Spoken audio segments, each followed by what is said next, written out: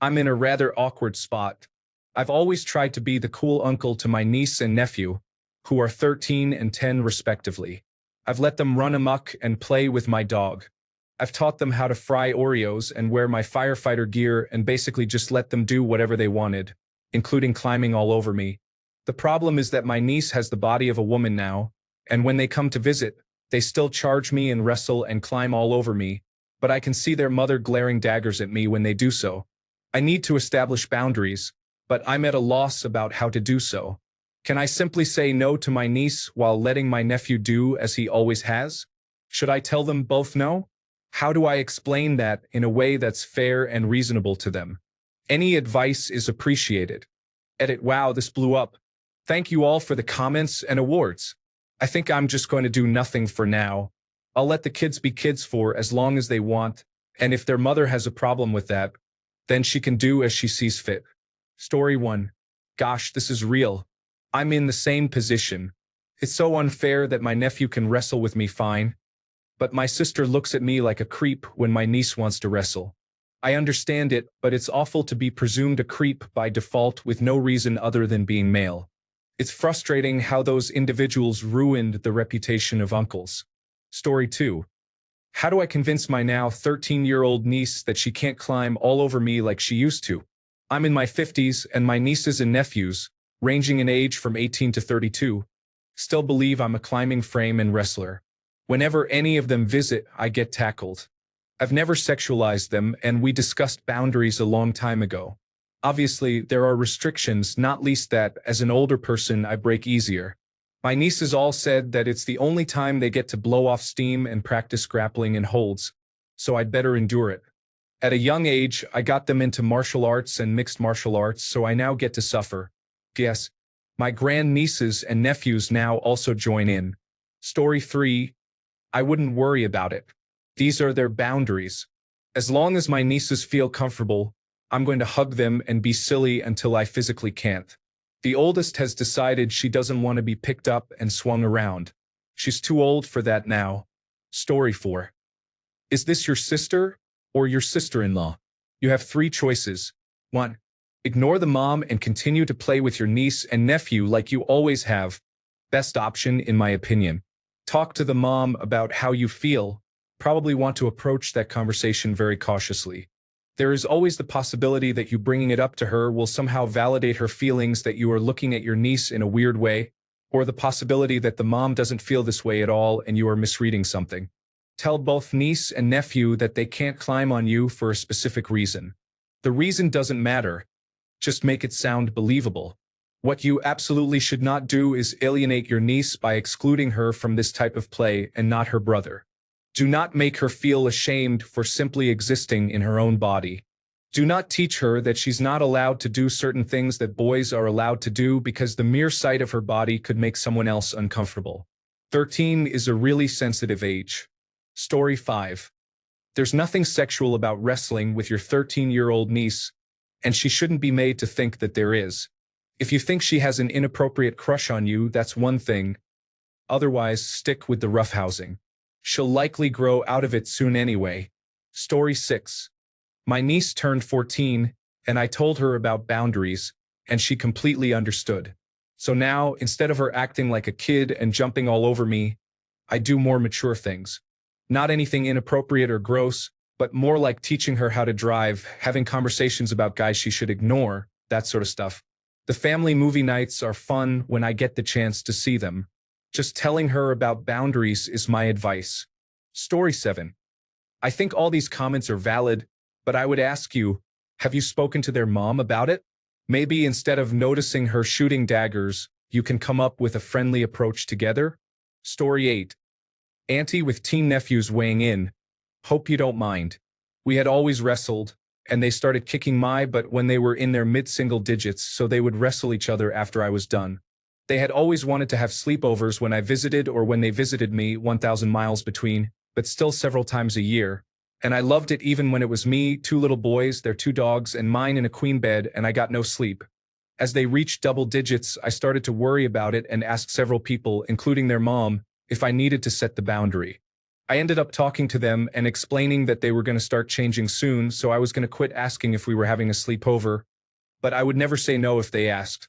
They still asked or just showed up for a few more years, then mostly stopped. The last time we all slept in the same bed was a ski trip I took them and some friends on to the mountains a few years ago. There were 5 people total with a king bed and a queen pullout. I still wish my phone was next to me the night I woke up spooning my dog, with her spooning my nephew in the middle. It wasn't an awkward sleeping arrangement. We made do with what we had and would probably do it again if needed. Wrestling has moved to the younger, 16 this month, kicking my butt, with their dad putting him in a half Nelson when he doesn't get that I really am done. Their mom, me, and the rest of the aunties, anti-colony 7 strong, still wrestle sometimes, but our mom retired at about 65, so we might be a little unusual that way, but the laughter keeps us coming back. I don't think there's anything wrong with young people learning that physical contact and affection are not only appropriate in romantic or sexual relationships. I do think it was important to have the conversation with them about where my boundaries were and that theirs would be respected too. That conversation might have started when they were early single digits and went through the not wanting to hug phase. Story 9. Everyone is having legitimate wholesome fun, but it looks weird to some people. I taught youth jiu-jitsu for almost 20 years, from about age 35 to 55, teaching ages 5 to 17, both genders. Kids and teens love wrestling an adult who they know and trust won't hurt them and will let the kid win at least once in a while. Jiu-jitsu uniforms are thick and heavy, and physically and symbolically provide a barrier, in my opinion, to awkward body proximity. I would routinely be rolling around with teens in front of their parents, and never had any weird issues because it was clear to students and parents that we really thought it was important stuff to learn. My daughters literally grew up doing jiu-jitsu. Even though they quit in their mid-teens, they will try to choke me out if they see an opportunity. It's all fun. I pity any boys that mess with them. If you have a jiu-jitsu school nearby, sign them and yourself up and wrestle on the mat. Story 10. Tell both of them they can't climb on you anymore. Tell them it's because you're getting older, and their brute strength will crush your feeble old person bones. It's better to put the blame on you than to make them, her especially, feel like it's something they're at fault for. Story 11. I still wrestle my nieces and help them with sports and whatnot. Don't sexualize them. I treat them just as I did when they were 3, as I do now at 12, 13, 14, and 16. If you feel like you're getting inappropriate feelings, then tell them no. Story 12. Comments have already been answered, but here's my input anyway. At first, I was going to suggest having your sister talk to your niece, but it made me realize that your niece might be upset, thinking you or her mom is viewing her inappropriately. See if the mom is genuinely upset about this, and if she is, first, tell her to stop viewing the situation in that way because she's your niece, and she wouldn't have reacted the same way if it were her 13 or 16-year-old son. Being a girl doesn't change the situation as you're her uncle. A less aggressive and more reasonable approach could be to explain your perspective to her, hoping she'll realize she's not being logical. If she's still uncomfortable with it, then tell both your niece and nephew to stop climbing on you because you have back problems or some other reason. It's better if your niece doesn't find out it's because she's growing, as that could be upsetting. To add something after seeing another comment, start by saying you've noticed her giving you certain looks and ask if everything is okay. Do you not want me wrestling with your kids anymore? That way, she doesn't think you're seeing your niece in an inappropriate way. Then proceed from there. Story 13. I am not a man, but I agree with the person who said to speak with the mother. She is the one who is staring daggers, so find out the issue and talk about how to proceed. You can even mention that you're too old or however you all want to handle it. From your post, I don't think you're sexualizing her or the interactions. You just want to do what's right. You are an awesome uncle. My uncle slapped my backside and said I was attractive when I started to develop, so you are way better than my family. Keep being yourself. Story 14. Not a man, but a woman who appreciates your sensitivity. I agree with other posters, tell them you're too old, but also as an alternative, have a complicated secret handshake.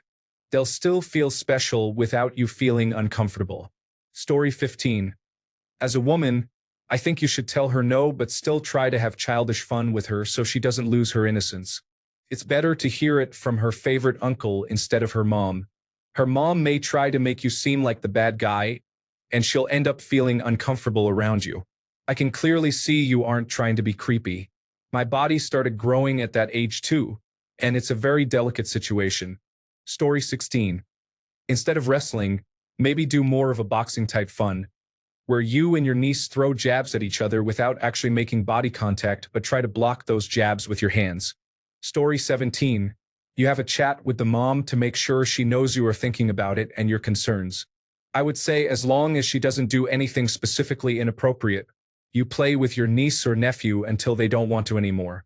Sometimes little girls act a bit weird with male relatives because they think they love them or something. Kids have more awareness of the world than we think. If she ever does anything odd, you have to tell her to stop or there will be consequences. Otherwise, keep being the great uncle I gather you are. Story 18. Kind of sounds like her mother is already teaching her to be ashamed of her body and sexuality and how not to establish boundaries for herself. Kids are smart. They know how their bodies are changing and how the men around them are changing their behavior in reaction to it. Probably really sucks and is confusing, and it sounds like she can't go to her mother for some basic human advice. We have this bizarre fetish for the purity of childhood in our culture that doesn't really exist anywhere else. God, I wish more adults had just leveled with me when I was a kid and not tried to keep me ignorant for my own good or to let me be a kid for a bit longer. Story 19. This is the mom's issue. She is sexualizing her daughter. That is unfortunate. But yes, if you want to keep the peace, set boundaries with both. No craimin. You can still be the cool uncle. Story 20. I am 26 and I still wrestle my uncles, dad, and brother. It's not a sexual thing. My boyfriend and I both used to take Muay Thai classes before the pandemic, so we play wrestle at home, and it's not what I would call foreplay. Story 21. I once attended a self-defense seminar at my kids' school. The instructor's first piece of advice was, "Dads, wrestle with your daughters." His point was that it gives them confidence to fight back against a man if they ever need to. Just an alternative viewpoint. Story 22. They're 7, but my nieces run right up and hug me, and they've accidentally hit me more than once, and that is the reason I put a stop to stuff like that. Darn it. Girls, if you ever want baby cousins, you have to stop with this. As I'm rolling around on the ground in pain. Story 23. Sorry, not a man, but I was that 13-year-old girl, and boy, did I love to wrestle. I am 45 and still do. I only had brothers and lots of male cousins. I appreciate that you are aware enough to realize what's going on. It's unfortunate, but it's true. Behavior has to change. Honestly, if the mom is having issues with it, it is something she should address with her daughter. I very clearly remember my parents having a talk with me, trying to rein me in, and I definitely needed gentle reminders here and there that I was becoming a young woman and some behavior was going to have to change. They never made me feel bad about my body, never shamed me or anyone else. They were sympathetic, but it was approached in a very matter-of-fact way. You should start setting boundaries, yes, but the parents need to start working on it from the children's side too. Is it something you could mention to one or both of them, or would that make it more awkward? Story 24. I think men should be obstinate in these situations. By asking them to not be kids and show affection in their own kiddie way, the original poster will, just like so many, set the same precedent by conforming to this more often than not absurd, stereotypical societal pattern. I'm sure uncles with zero sexual interest in their nieces largely outnumber the pedophiles. But as always, pedophiles, though the minority, stand out because of the abhorrence of their acts. In my opinion, the original poster should talk to the mother instead of finding a way to break this news to those innocent kids. It's wrong and unacceptable. By going ahead with it, the original poster will be condoning the mom's backward notions and let them fester, which, I bet, will inevitably be passed down to the niece in some form. I pretty much never post, but situations like this have always made me uncomfortable, and I really want more opinions. Am I wrong here? Please note that I'm 22 years old, so it's entirely possible that my lack of experience is obstructing me from being objective. I think it important to clarify that the original poster should definitely talk to his nephew and niece and be honest about it. Talking to the mother, however, is way more pertinent and necessary. Story 25. Frankly, your sister should be having the conversation with your niece. It is your sister's responsibility to educate your niece about what is appropriate and inappropriate for a young lady. In the meantime, you have to be the bad guy. Just tell them you are having back issues and that they are too big to climb on you now. Story 26. This is 100% on the mom to have a conversation with her daughter. Girls don't magically realize that their behavior needs to change because their bodies have. While I think the advice given to the original poster about how to handle it has all been good, the fact that the mom is glaring daggers at the original poster instead of dealing with it in a productive manner is nonsense. A parent cannot depend on other people to set boundaries for their children. The parent needs to teach their children to set appropriate boundaries. Autocorrect chose violence. Story 27. It is disappointing to live in a society where you can't interact with kids anymore. I used to work as a camp counselor as a 16-year-old, and the men were not allowed to pick up kids, but no one would say anything to the girls. It was actually the most messed up situation. Since when are all men considered predators? Why has that become the first fear for people? Men can like children too and play with them without being inappropriate.